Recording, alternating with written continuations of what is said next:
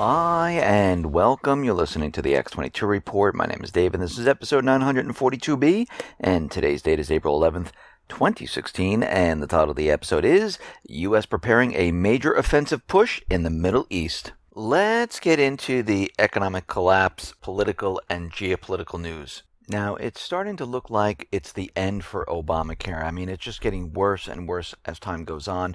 We can see they never hit their quota. A lot of the people saying this is way too expensive, the deductibles are way too high, this is not really a benefit to me. And if we remember back in late November of last year, the U.S. biggest health insurer, United Health, cut its 2015 earnings forecast with a warning that it was considering pulling out of Obamacare. Well, the company is evaluating the viability of the insurance exchange product segment and will determine during the first half of 2016 to what extent it can continue to serve the public, and it might just completely pull out in 2017. Going forward right now, United Health said it will no longer sell plans for the next year in Georgia and Arkansas. And we see right now is that what's happening is that they're not reaching the quota. They don't have the amount of people they thought they were going to have into this. And we're starting to see that a lot of insurance companies are saying, okay, it's not worth it at this point because they have to accept everyone. And even though they've increased the premiums, they're not at the point where they really want them because they need a lot more people into the system. And what we're seeing right now is the whole entire system starting to break down. But don't forget, they still have that bailout clause where if they're not profitable, the government will bail them out. So they're on a win-win track here. Even if they pull out of Obamacare, yes, Obamacare will go down the tubes, but the government will have to make up the difference and give the insurance companies what they need to survive, because that was part of their deal. Now, of course, the entire healthcare industry will be in shambles. The people will be left out in the cold, and you know what's going to happen. A lot of these health insurers, they're not going to end up paying, and it will be just like when Obama came out and said, listen, you can keep your doctor, you can keep your insurance, and all of that was fake, phony, and false. And we saw people saying, oh my God, I don't have insurance right now, and I need to go to the doctor, I need this, and they just couldn't do it at that point. This is going to be much, much worse as time goes on. Now, out in Ukraine, things are rapidly starting to fall apart. Yatzenyuk, as we know, resigned over the weekend. And he said something very interesting. And what he said was he accused the president of plunging the country into an artificially created crisis. Well, I don't think it's artificial at all. I think what happened here is the U.S. came in, had a coup d'etat. Yatzenyuk was part of the new government. He was chosen way beforehand. They put him into place. People in the country did not want to go along with this. They started fighting back. Crimea voted themselves away. The southeastern people said we want to do the same thing. And then the U.S. came in and raped, pillaged the country, brought debt to the country, brought war to the country, devalued the currency, stole the gold, and here we are today. The country is in shambles. And if we look around, it's just like Yemen, it's just like Libya, just like Lebanon, just like Iraq. They want to do it to Syria, and they're trying to do it to other countries. So what happened here? The U.S. came in and had a puppet regime. But of course, U.S. Vice President Joseph Biden was out there, and he's saying that, hey, this was a complete success. Now, if this is a success, I am very worried to see what a failure looks like. Now, we can see at this point that the U.S. government, the corporate media, they are going to push some type of an offensive in the spring. Because already in the corporate media, we're seeing things like that. Putin ponders a spring offensive in Ukraine. And from this article, we see that the leaders from Washington and Kiev are bracing for the possibility of Russia invading Ukraine and trying to take over the country. So they're already setting the groundwork for what is coming. They're saying the weather is getting warmer, the mud is drying up, and they're getting indicators that Russia's ready to go all out in Ukraine, which really means the opposite. It means the training is complete in Ukraine, because we know that U.S. and NATO were in there training the soldiers. We know that Poroshenko kept on stalling with the Minsk II ceasefire agreement, not fulfilling it, because they knew eventually what was going to happen is they were going to have either some type of false flag or some type of other event to push this war forward. Right now, the Ukraine military, they have about 250,000 active duty personnel, and they have about 800,000 active troops ready to go. We see already that they're ready to make the move. Now, Ukraine, they will not take part in the OSCE Parliamentary Assembly session on the settlement of frozen conflicts. They will not attend. They don't want to be any part of it. And we can see already why, because they're getting ready for something completely different. And this is something that we're going to have to watch very, very carefully, because we can see right now the U.S. government central bankers, they're not finished. They want a war in this region. They want to cover up this economic collapse. And this is why we're going to continually see them push war wherever they possibly can, just like in Azerbaijan and Armenia. Because what we've come to find out, that in South Ossetia, that there's going to be a referendum to join Russia. Now, that borders along the Armenia-Azerbaijan area, and we can see that this is a problem for the U.S. government central bankers. So they need to capture this area to have strategic location for when the war starts. And we can see this is why a lot of the stuff is starting to build up right now. And we can see why they're trying to provoke all these different areas, because they don't want Russia to get a foothold in this area and actually have countries join in with them. Now, Iran, they have received the first order of S-300 missile systems. They produced a video to show, yes, that we have received them. And this is going to be a problem for the U.S. government central bankers and Israel, because as we know, their next action is to go into Iran, take over the central bank, place the dollar on their natural reserves, which is oil, and continually, hopefully, keep the system propped up so they can benefit. And this is why they're trying to get into Syria, because Syria is the gateway into Iran. Plus, they need that pipeline going from Syria into Europe. And they need to capture all the oil wells and sell their oil using the dollar. And right now, Russia is trying to make a sale of the Su-30 aircraft to Iran. And the Department of State is saying, absolutely not, we're going to block this.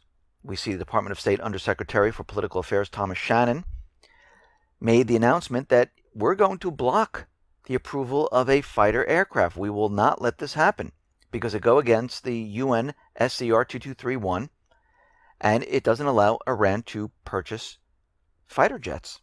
Well, I hate to tell them this, but that's not what the resolution says. It doesn't say anything about prohibiting Iran from buying fighter jets. It actually has to do with nuclear weapons, nuclear facilities. It has nothing to do with everything else. But they always like to throw that in there to make you think like, yeah, this is all part of it. But it isn't. They can have everyday weapons. They can buy fighter jets. They can buy the S-300 missile system. It has nothing to do with it. So what we're seeing at this point is that things are rapidly escalating everywhere. Libya, it is on the verge of implosion. We know the unity government has come into Libya. They're taking power. And we can see already that there's going to be a civil war inside of Libya. This is why the U.S., Egypt, UK, France are all ready to go into Libya. They're already prepped. They already flew reconnaissance missions. They already have troops on the ground. And we hear that the Islamic State, they are in Libya. Of course, we know how they got there, because the U.S., Qatar, Turkey, Saudi Arabia flew the Islamic State out of Syria when Russia started to bomb and brought them into Libya. And we discussed this many times. And it built up their proxy army in Libya. And now the Islamic State is taking control of the oil fields. And of course, this is what they do every single time. They let their proxy army out. They say, make sure you get control of the oil fields. And what they're really doing is taking control from the elected government and the people of Libya. And the U.S. government is taking control so they can sell that oil through the central bank. This is what they did in Syria. This is what they did in Iraq. They're doing the same thing once again. And they're going to make the case, okay, they've just taken control of 3 oil fields. They're going for more. And they're going to fund their operation through these oil fields. Now, of course, as we know, the U.S. keeps an accounting record of what's going on here. They know exactly how much they're making. And they're going to build up their armed forces once again. They're going to let them build and build and build. And then eventually what's going to happen, and I don't think it's that far into the future, where the U.S. and the rest of the forces are going to go into Libya. And not just Libya. We're going to see it happen in many areas because all these countries in the Middle East, the U.S. needs to take control to keep the petrodollar propped up. Now, during an interview, the Saudi prince, who asked not to be named, was having a discussion, and he was saying that Saudi Arabia and Turkey created this plan to release the refugees into Europe to force Europe into coming into the fight in Syria. That was their entire plan, basically to blackmail Europe. I wonder where they got that idea. And we discussed this many times. But we can see at this point that this was their main motivation. They wanted Europe involved. They wanted more forces. They wanted more military assets. And they wanted them to help out in Syria. Now, the Turkish and Syria governments have been secretly conducting meetings in Algiers. And they were trying to convince Syria to create a federalist government in Syria with the Kurds. Now, from all accounts, we've been seeing Turkey bomb the Kurds. And then, secretly behind closed doors, they're saying, okay, we should separate them from Syria. Very interesting at this point. Now, things are really coming to a head here. We see the U.S. continually supplying thousands of tons of weapons to the terrorist groups, to the Free Syrian Army. And we see right now that al-Nusra Front, they have about 10,000 terrorists near Aleppo. It looks like they're going to be making a major offensive in Aleppo. And we see that on the other side, Russia and the Syrian forces, they are preparing for this. And if the United States and their proxy forces are able to get back into Aleppo and to open up the trade routes, the northern part of Syria could fall under a blockade again. That's why we see that Russia and the Syrian government and their armed forces are preparing to push them back. And we can see right now that things are starting to really get out of hand. Now, very interestingly today, Turkey says that there were 5 rockets fired from Syria and they landed in the Turkish border town. And they said there were about 4 people that were wounded. But what's very interesting, and Erdogan played this game once before. And if we go back in time, on April 7th, Erdogan sent about 100 Turkish special forces into Syria. And what he did once before was had those forces fire missiles from the Syrian side into Turkey to make it look like Syria is firing on Turkey. And it's starting to look like he's doing the same exact thing once again. Because what does he want? He wants a war to begin in this area. This way, he can invoke Article 5 of NATO. And this is all being orchestrated by the U.S. and the central bankers. and the coalition forces because they want a war started. They don't want these ceasefire talks to go anywhere. They don't want the peace process. They did this to buy themselves time. And we see we're at this point where it's time to go. Now we see the opposition is saying that the ceasefire in Syria is about to collapse, and these peace talks are deteriorating rapidly. And the U.S. at this point, as we discussed before, is sending more and more troops into Iraq. We talked about the permanent troops and the temporary troops, and we know they're sending special forces into Syria. And we see already they're sending an additional 250 plus U.S. special forces into Syria. Obama has a meeting with the CIA next week to talk about the entire situation in the Middle East. So this tells us something is going on right now. They're making a huge push, putting everything into place. And we know they don't want elections because already today, Toner came out and explained that Washington believes that the ultimate solution to the ongoing conflict in Syria, of course, is political transition. And he said the upcoming elections in April are premature. We view those elections as not legitimate, and they don't represent the will of the Syrian people. Really? Is it because you don't have control of the Syrian people and you can't tell them which way to vote? Once the U.S. has control of the people, they will tell the people which way to vote. Actually, they'll just do it and say, yeah, this is what the people did. And I told you from the beginning, they will not allow these elections to go forward because they already know that the Syrian people are looking at Assad and saying he is a war hero. He liberated towns, cities, pushed the Islamic State back, invited Russia in, and he's stuck by the people for all of these years. And the U.S. knows this. So what do we see happening right now? If we put all of this together, we're seeing more U.S. and European troops heading into Iraq and Syria. Even though Iraq is saying, we didn't ask for more troops. And of course, they're calling them temporary troops so they can bring it over the 3,800 amount that has been agreed upon. Because already we're seeing we have about 7,000 plus already. We're seeing special forces, 250 plus soldiers going into Syria. NATO, Europe, US. They have ships under the cover story of helping the refugees. U.S. is now performing drills in the area with 30 nations.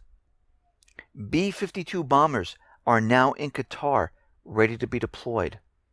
And they're going to be doing carpet bombing. Of course, a lot of civilians are going to die. This is going to be absolutely horrific. They're not going after the Islamic State. All of this is being done to go into Syria for an all-out war. We know that thousands of tons of weapons, ammunition, anti-aircraft weapons are delivered and now in the hands of the Free Syrian Army, al-Nusra, the Islamic State. We see the offensive in Aleppo.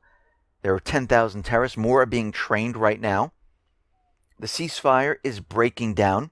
We see warnings in Turkey for the U.S. citizens to be very careful in Istanbul and around the surrounding areas, or leave if you possibly can. Israel is telling its people just get out. We see warnings in Lebanon saying U.S., Saudi, Qatar, Kuwaiti people, just leave the area. We see warnings in Tunisia. Leave the area, the border is closed. All of this is happening all at once. This has been a build-up. There's a plan in motion right now, and they're going to push this very, very hard because they realize at this point, and we know that Obama, Biden, Yellen, they're talking about the economy, how everything is collapsing at this point. What are they going to do? We know that they're preparing to blame this on another group, another country. We understand that they're getting prepared for a major event. And what we're seeing right now is the beginning stages of it all. We're going to look back and say this is where it started. Not the entire war and everything, but how it all started in the Middle East, the Great War.